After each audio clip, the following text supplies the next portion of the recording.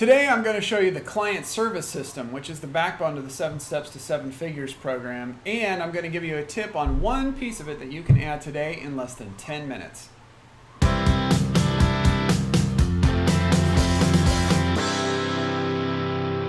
Hi folks, welcome to MoPro University. I'm Sean Allen. You can find me at moprouniversity.com, where we help financialpreneurs build an ideal business so they can live their ideal lifestyle. Today we're talking about the client service system. Extremely important part of the success of building a 7-figure practice. Let me give you just a real quick background to how we came about with this program. In the early days, in an effort to try and help our clients, we would oftentimes get questions about things that we just couldn't provide services for. The clients had needs outside the scope of our products, and I'm sure that you've probably experienced that as well. So in an effort to try and help people, we just wanted to help them get organized. So we would take their finances, and with some painstaking efforts that went into transferring information from shoeboxes into Excel spreadsheets that we created. And what we created at first was just the stress-free budget. And the stress-free budget essentially gave them a guideline and for how much they should be spending in things like housing and food and entertainment, etc. And then it also compared that to how much they're currently spending, and then we kind of started there with here's where you're overspending, here's where you're underspending. So as I've mentioned before in some other videos, I've got about 25 years or a little over 25 years in the financial services business, and more than half of that in the behavioral science studies, because I'm very fascinated by particularly behavioral finance. Why do we do the things we do? Why do we buy an expensive car and underfund our retirement? Why do we have so many people in this country with underfunded retirements? Some of it is our fault as financial professionals, and we've done too much effort on selling and not enough effort on educating. But a lot of it just comes down to one key piece. And through our studies, what we found was people liked the process of getting organized, and we would go through quite an effort. First, we started with developing the stress-free budget, and then the next step was we wanted to show them a better path, so we developed a 5-step plan. That's the same 5-step plan that's in the Money Organizer plan, to say, here's what you should be doing with your money, based on a very conservative approach to wealth building. We developed an algorithm to grade them with the wealth grading model. But all those things were really nice, and clients thought that that was great, but it wasn't quite enough to motivate them. We would have annual reviews with them, and they hadn't done as much as they had thought that they were going to do, until we developed another algorithm that did future projections. So we got to the point where we were able to say, Mr. and Mrs. Client, if you keep doing what you're doing right now, here's where you're likely to be in the future. And sometimes that graph was heading back down, believe it or not. That was just depressing and discouraging. So then what we did is we also compared that to here's where you could be if you followed the 5-step wealth building plan. And that provided a tremendous amount of motivation, because what it did, and we recognized the problem on the behavioral finance side, was people made poor choices with their money because they really didn't believe or understand what the consequences or the potential consequences would be. They had a tendency to believe that, yes, this might not be a great financial decision today, but I'll make up for it in the future. I'll get raises, I'll make more money, or I'll be more disciplined in the future. But the truth of the matter is, we're not. It's human nature. That's why it's called behavioral finance. So what we did then is we layered in more solutions, and that's how we got to where the Money Organizer plan is today. But as great as that was, we ran into a problem with our infrastructure when you have a great number of people that want these Money Organizer plans, and at the time we weren't charging a fee for it. It was just an added part of our service. So we would get lots of calls from people saying, yeah, I heard you have a program that can help me get organized with my money. That's really what I need to do. But we didn't have a full system built on how to integrate that into what we were doing, because we made our money in investment planning, life insurance, mortgage lending, and products that went along with that. We didn't make money at the time in helping people get organized with their money. So we developed the full-blown version of the Money Organizer plan so that we could charge a fee for helping people get organized with their money. And that was kind of step one. Then step two was layer in the products that complemented that Money Organizer plan. Wow, what a difference this made, and wow, what an impact it made on it just in the Money Organizer plan meeting. I can remember having people come in to the meeting, and not always were they discouraged, but they weren't real confident in their finances. And then when they would leave, the difference in their behavior and their attitude was fantastic because I had given them hope. I had shown them that, sure, your current path looks kind of scary, but look at what your wealth potential is. I might have rearranged some of their budgeting items in order to help give them the best future I could through the 5-step wealth building plan. But just the look on their faces and the thank you cards and the hugs and people having a very sincere appreciation for what we were doing. That alone was very gratifying. And then, of course, it gave us the opportunity to increase our revenues as well, which is the motivation for the book, generate more revenue as a byproduct of properly servicing your client. So we just kind of changed our focus, and that's how the Ideal Client Service System came about. Was what is the system that we can do that is focused on making sure that this is all about the client, but also one that we can build a business out of. And so that's how this all came about.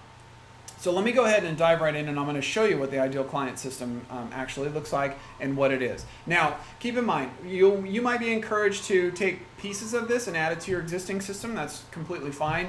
And you might even have some systems that work better than what I'm going to show you.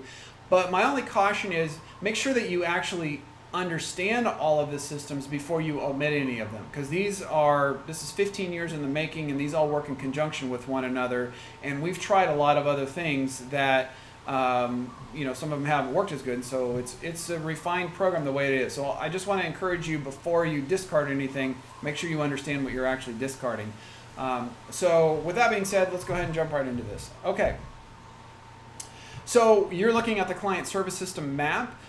You might see a couple different versions of this. I know there's one in the ebook that looks a little bit different than this, but this is one that I've been using for my training, and it's the same system. It just the map is different colors or whatever. Okay, so with the Client Service System, I'm going to tell you what I always tell everybody. You really want to ask yourself, how is this system helping me build an ideal business? Well, for that, you also have to understand what is an ideal business. And there's some other information you can learn at moprouniversity.com on what is an ideal business, what is an ideal lifestyle. Remember, these are our interpretations of them, but essentially, your ideal business should play to your strengths. So your business should be one where 80% of your day are things that you're naturally gifted at. It's not doing paperwork. It's not chasing around compliance-related items that aren't really your gift. You want to partner with other people for the areas that you're not strong, and you want to design your business in a way where you are strong. But you also want to be very efficient with your time. And that's what the Client Service System is really all about. So as you can see, there are 3 different phases to the Client Service System: the prospecting phase, the engagement phase, and the cultivating phase. Let's start with the prospecting phase. There are only 2 that I recommend. Seminars and ORPs, or the Olympic Referral Partners. And if you don't know what those are, there's other videos that can tell you a little bit more about how those systems work. But there's a reason that I only recommend these 2. I want to control the engagement, and I want to control the next steps.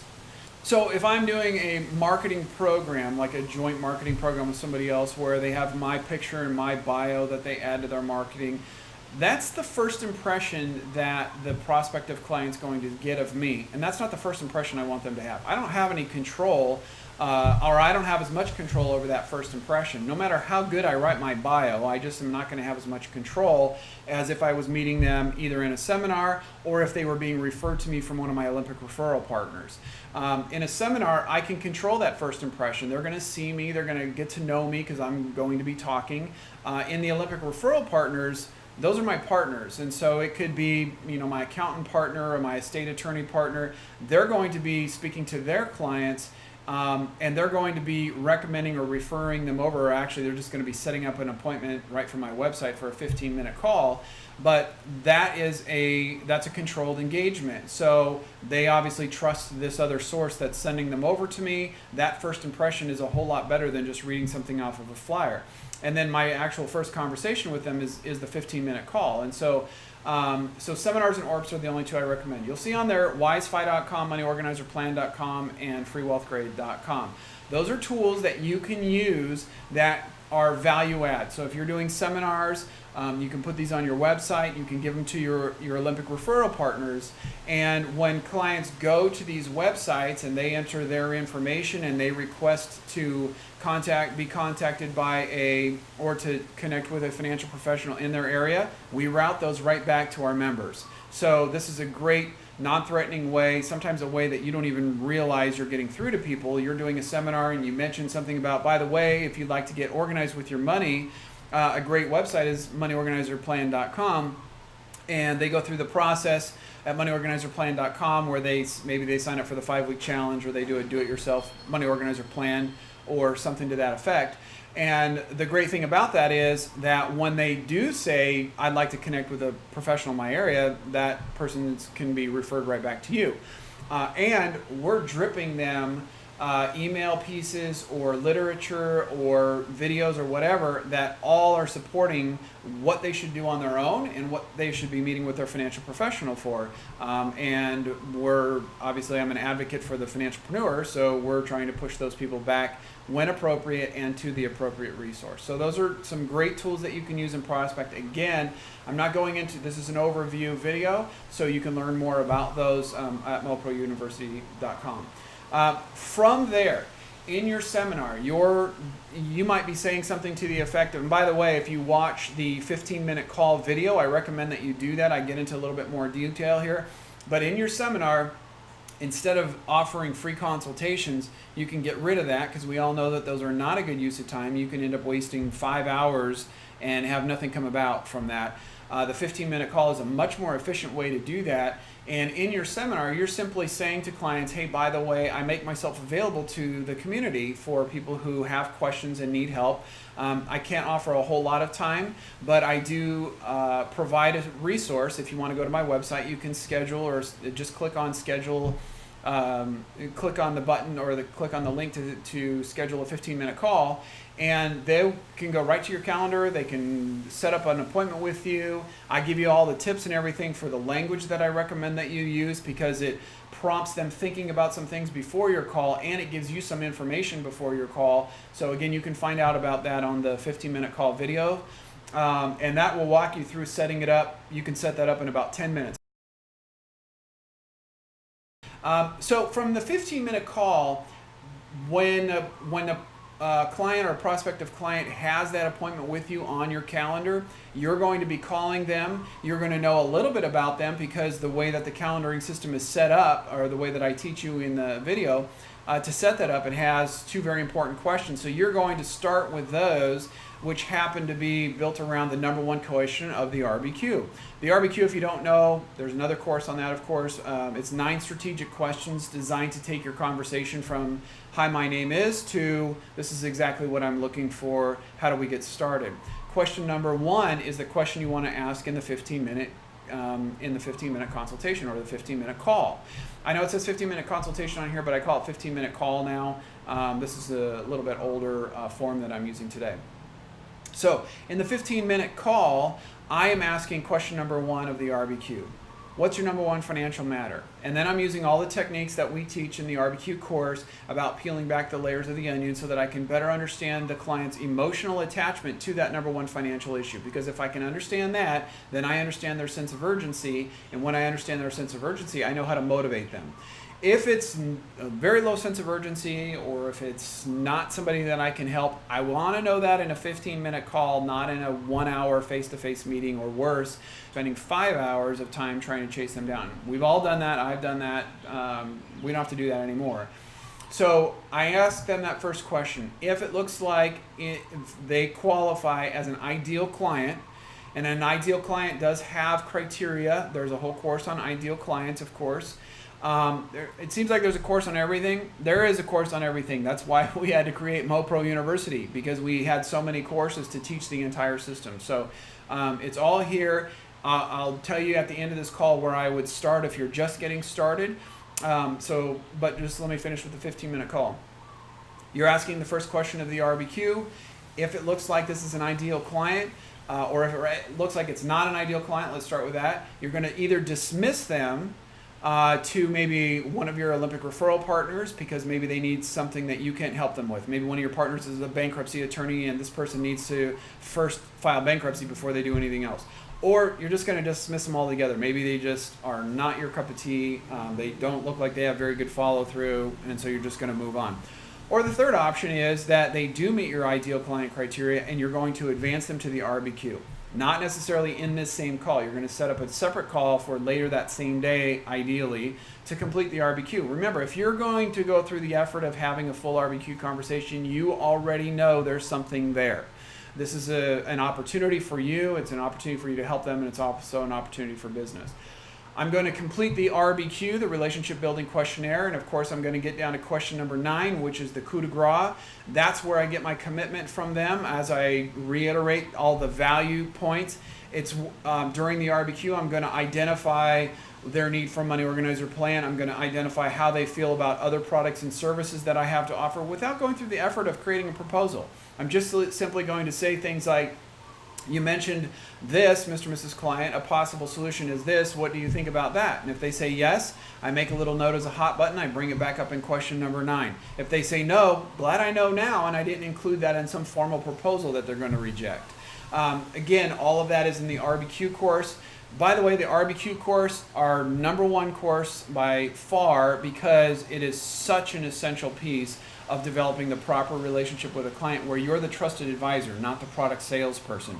It's extremely effective. So I highly recommend, of all courses, that's one you definitely want to start with. We will have a new course coming out pretty soon, so make sure that you're subscribed so that you can get the announcements of when that course is coming out. From there, from the RBQ, I'm simply going to advance to the Money Organizer plan if that's what was needed, or I might go to the product sale if there was no need for a money organizer plan.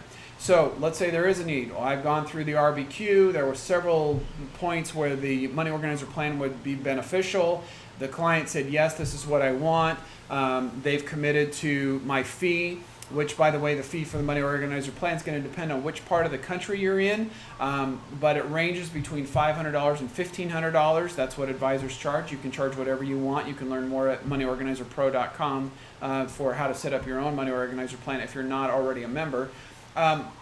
So I'm completing the money organizer plan, and while I'm completing the money organizer plan, I'm also pointing out how the other products and services that I have are going to benefit them in the long run. Because I can say, hey, by the way, if you made this choice, here's the long-term benefits, and I can illustrate that in my plan. There's lots of other training videos that either are online or are coming down online on how to best utilize Money Organizer Plan to make your case or to make your point to a client. Not in a manipulating way. A lot of times clients can't make a decision because they're not organized with their money. And that can be a barrier, by the way, if we're sitting down with clients and we can give them this great proposal and for some reason they just don't take action. Well, it's because they're not quite sure where they are with their finances. They're not sure what they can really afford. The Money Organizer Plan is going to help you show them you can afford this. Not only that, you'd be foolish not to have this. Again, this is not in a manipulating way. This is only in a way that's going to be beneficial to the client. The revenue I want to make as a financialpreneur has to be as a byproduct of properly servicing the client. And I guarantee you, if you implement this system, if they're not an ideal client, you're not going to have to waste any time on them. If you're investing time on them, they're going to become a client. Some of that's going to lead to revenue today. Some of it's going to lead to revenue next year. Some of it's going to be revenue in 10 years. But the important thing is that you have a constant revenue stream coming from these clients.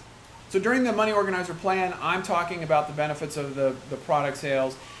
For me, I often will also bring in applications for things like life insurance, or if I'm going to roll over a 401k, or maybe even for a mortgage loan. Because during the RBQ, remember, I would have asked those questions already. I would have had the opportunity to say, you know, what do you think about this solution? And if they say that sounds exactly like what I'm looking for, I can let them know when we meet to do your Money Organizer Plan meeting, I'll bring in an application and we can sign that while we're together. A lot of people don't do it that way. They separate this into two different meetings. So however you want to do it is fine, but let's assume that the separate meeting is the product sale. I don't need to get into product sales. You already know how to sell your product. If you want some tips on that, I will be having some other tips in podcasts and videos, especially for those of you that are using the Money Organizer Plan to try and illustrate to your client the benefits of the products that you offer. Once your deal is done, all the paperwork is signed, you've been paid, now what do? Now we get to the cultivating stage. Cultivating is so important. You want to keep that. You've already done a lot of work to get that client. You know how expensive it is to prospect and to bring a client in to begin with, and how much work it is to win them over. Why would you not continue to cultivate that relationship? So in cultivating, I recommend that you keep this really simple, especially if you don't already have a cultivating system. The easiest way to do this is, first of all, you should have a website that offers three things: video tutorials that are educational, articles that are educational or not so much newsletters, but articles particularly, and calculators. And here's why. And you know there are plenty of, if you don't already have this, there are plenty of template websites that you can use. You can email me, I'll give you some recommendations. So what you want to do is you want to create an opportunity to drive traffic to your website. We don't do a good job as financialpreneurs with our websites. First of all, unfortunately, I see a lot of them, and most of them look like brochures. And a website is a living thing, so why not utilize it as a living thing? Most of it's because we either don't have the knowledge, or we just don't have the time to put it together, or a lot of times we don't think that we have the money. But surprisingly, it's not that expensive to do some of the minimums.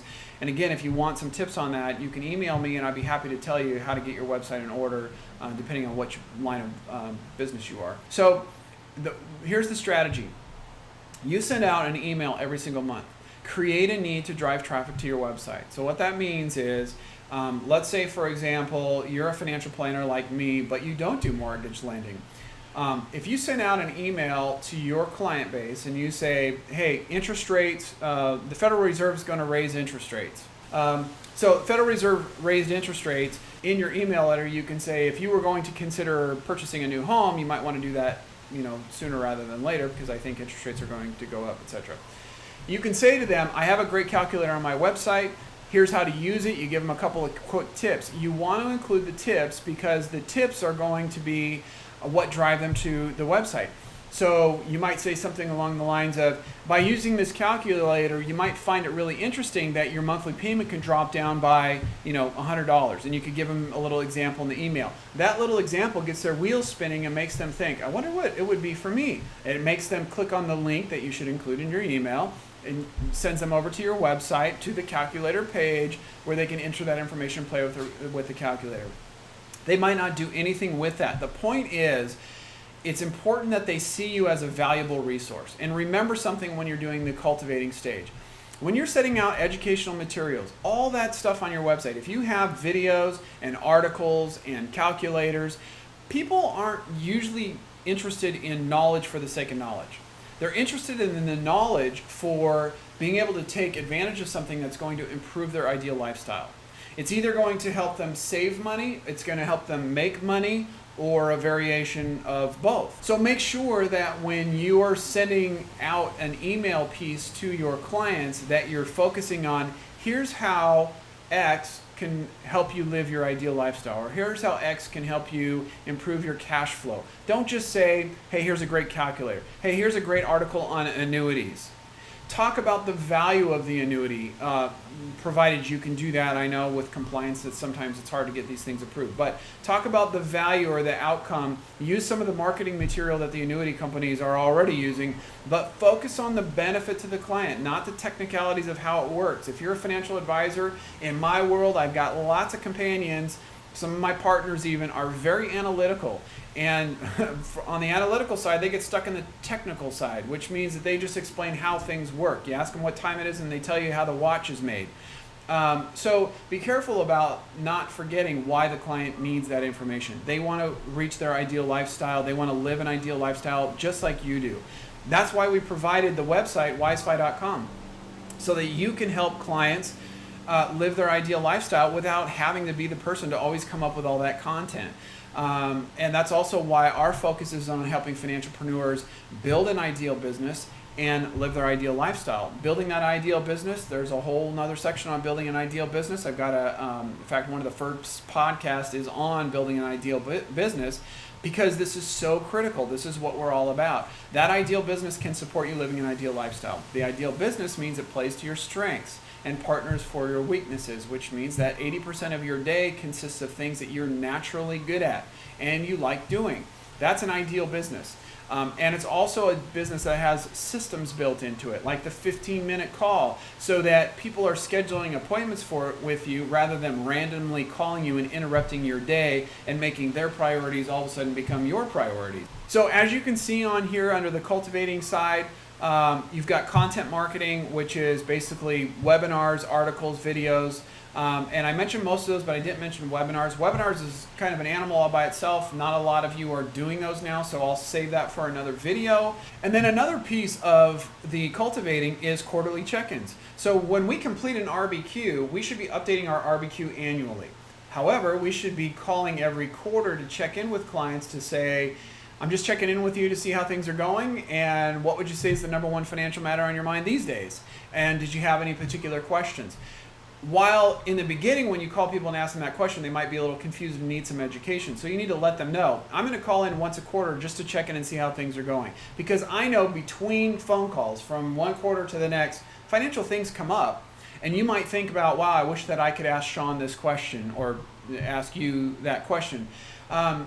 And you can. I'm going to call and check in with you. So write those things down. Or you can go to my website and schedule a 15-minute call. You want to train your clients to go to your website to schedule a 15-minute call if they have questions, rather than, like I said earlier, randomly picking up the phone and interrupting your day.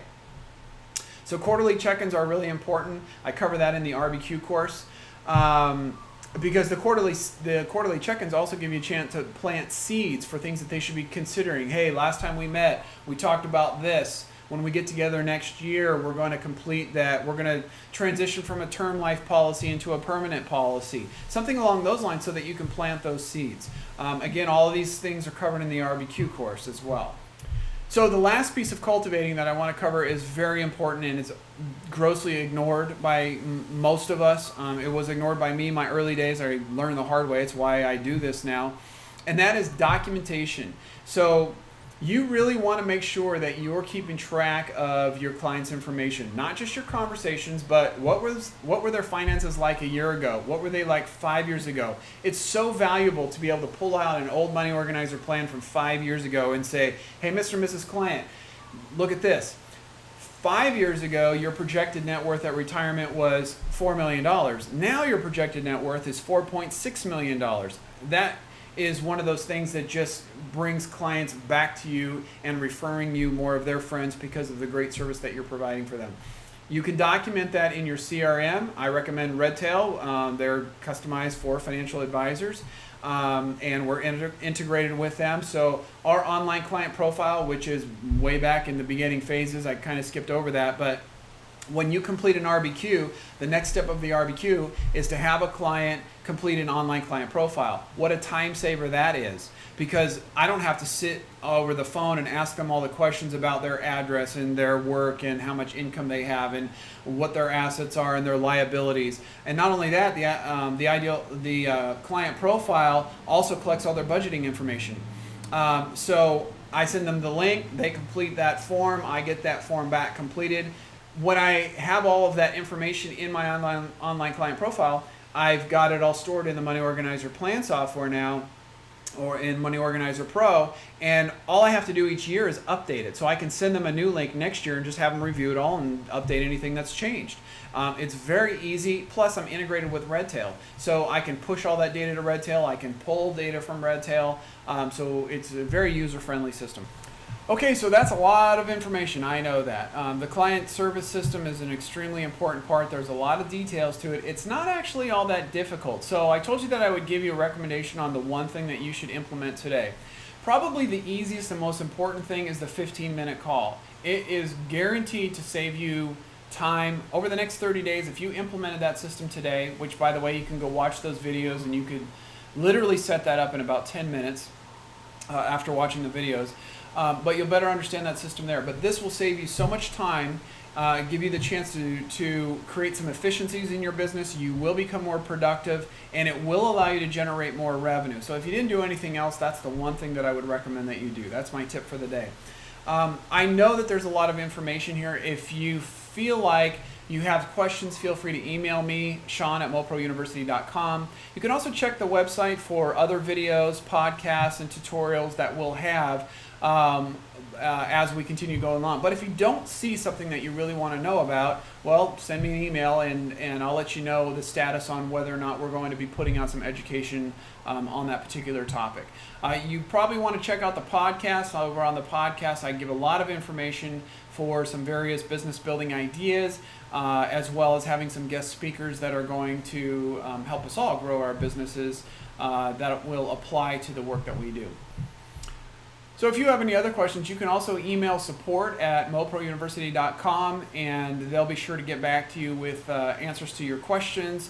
Maybe you're just looking for help on a particular topic, and they can help you with that. If you need help on Money Organizer Pro side, then you want to email support@moneyorganizerpro.com. Lastly, please subscribe, because if you want to stay updated, that's the best way to stay updated. That's where you're going to get updates on new courses that are going to come available. If the courses are for fee courses, in other words, we charge a fee for some of these courses, we oftentimes will give discounts to people who are already subscribed to the program, particularly to our existing members. So please subscribe.